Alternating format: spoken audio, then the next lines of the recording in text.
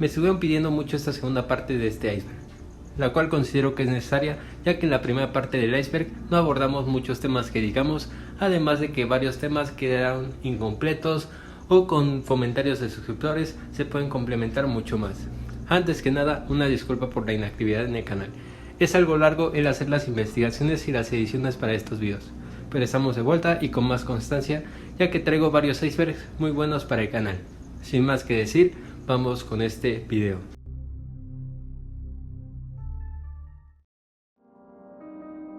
Sangre en el agua.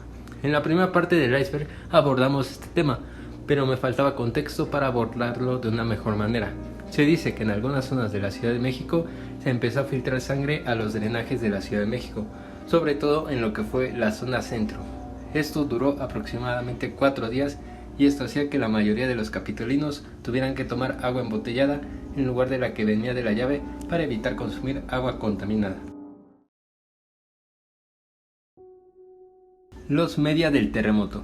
A día de hoy existe una enorme cantidad de los media sobre este terremoto. Desde que supuestamente existe una grabación del momento exacto donde colapsa Televisa Chapultepec, la grabación de NBC de la réplica del terremoto, hasta el momento exacto donde falleció Sergio Roth. Se dice que existen grabaciones donde se ve el momento en el que colapsan edificios de la Ciudad de México. Sin embargo, hasta el día de hoy, solo se sabe de la grabación que aparece en la película No les pedimos un viaje a la luna, donde se ve la caída del edificio de las costureras, y es la única grabación que existe donde se derrumba un edificio en la Ciudad de México. Todo lo demás hasta el día de hoy es los media.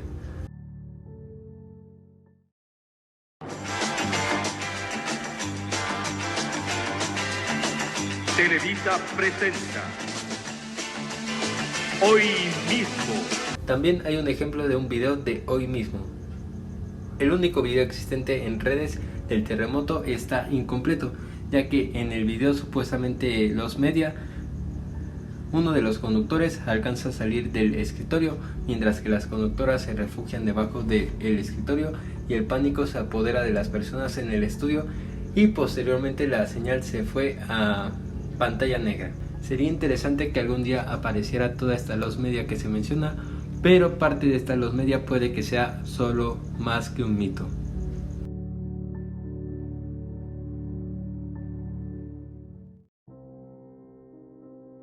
Veo que este tema les causó mucha controversia o fue uno de los más comentados en el iceberg, sobre cómo la televisión a veces nos puede decir cosas que no son, como fue el caso de López Dóriga, que en aquel entonces trabajaba para Imevisión, y recordemos que esta cadena pertenecía al gobierno federal en aquel entonces, antes de ser adquirido por Ricardo Salinas.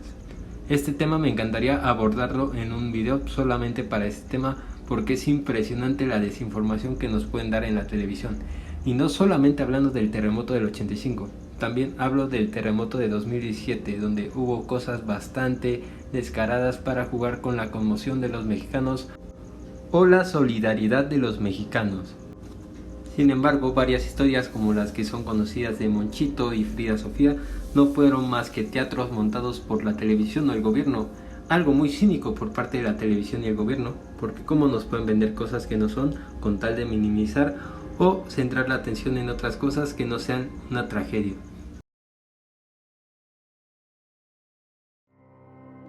Delincuencia en Iztapalapa.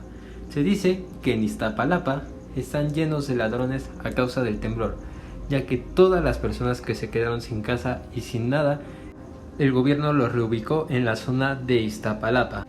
Y pues como el gobierno no les otorgó ningún apoyo o nada de nada, pues estas personas se veían obligadas a robar para subsistir, cosa que hasta el día de hoy las familias están acostumbradas. Un ejemplo, la colonia Desarrollo Urbano, Quetzalcóatl, Ejército del Oriente, La Paraíso y La Comuna, las cuales, según relatos, están llenas de paracaidistas de dicha tragedia.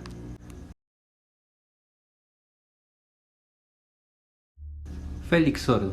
Este era un comentarista de deportes de Televisa. Esta historia es algo conocida, pero quiero incluirla en este iceberg. Según cuentan que ese día Félix Sordo, cuando quería desalojar Televisa Chapultepec, algunos de sus compañeros le pidieron que no se despegara de ellos. Sin embargo, él optó por irse a unas escaleras sin imaginar que en ese momento el edificio de Televisa se le vendría encima, mientras que sus compañeros salieron ilesos y su cuerpo fue encontrado 2 semanas después.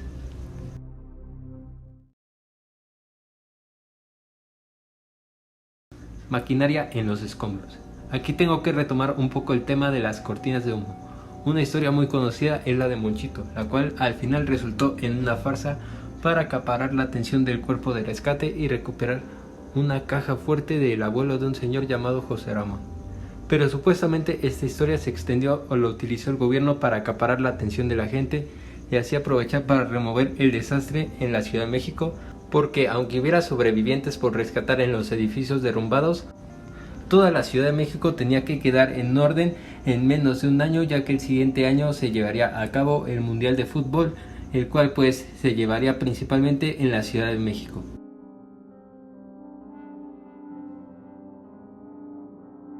Metro Valderas y la caída del Hotel Regis.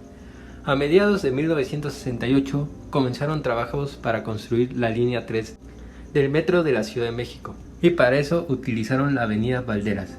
Ahí estaba ubicada el ala moderna del Hotel Regis. Existe un mito de que cuando se estaba construyendo esa línea quitaron una parte del hotel que estaba de forma subterránea.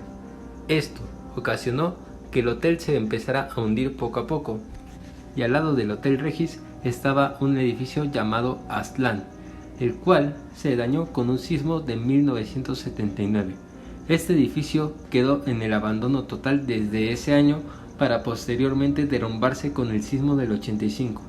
El derrumbe de este edificio llegó hasta el Hotel Regis y tiró el ala moderna del hotel, la cual anteriormente mencionábamos que fue debilitada supuestamente por la construcción de la línea 3 del metro.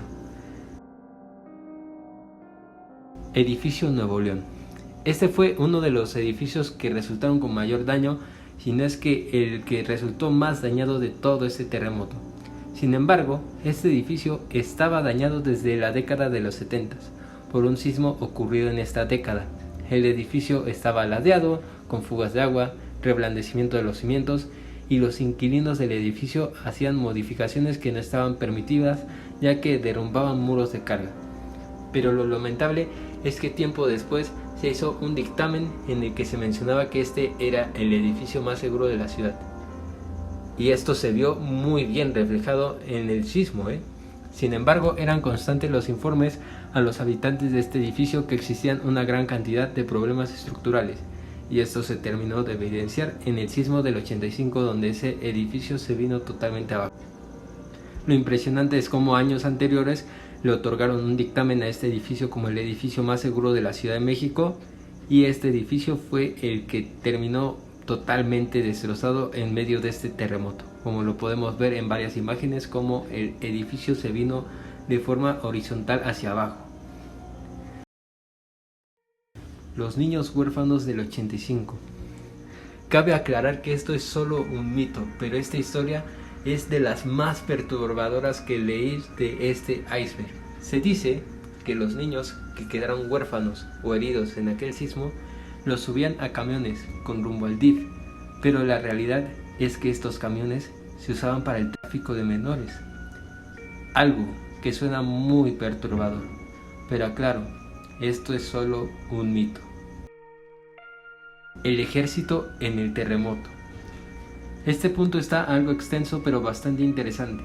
Lo primero es que el ejército en los primeros días del desastre no estaba presente, y al contrario, los civiles eran los que estaban ayudando a recoger escombros y a rescatar gente, mientras que el ejército fue enviado hasta días después, y eso fue a la fuerza. Y cuando el personal del ejército estaba ayudando, entre comillas, en la tragedia, no era de buena manera, sino que ayudaban a cambio de quedarse con pertenencias de valor que estaban en los escombros.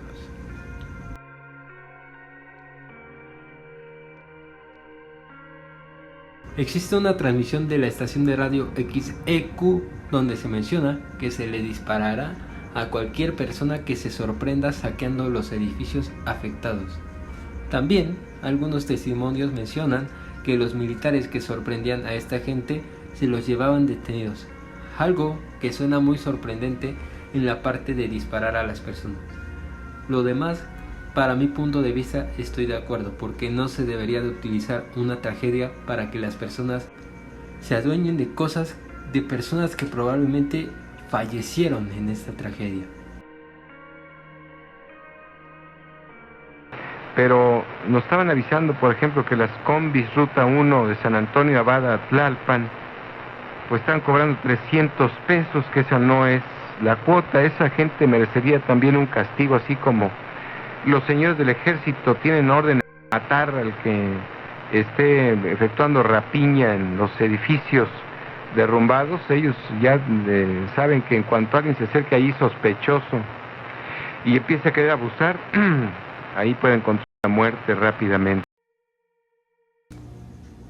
Hasta aquí el video del día de hoy.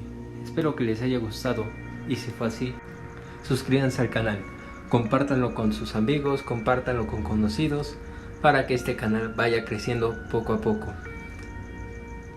Nos vemos en un siguiente video.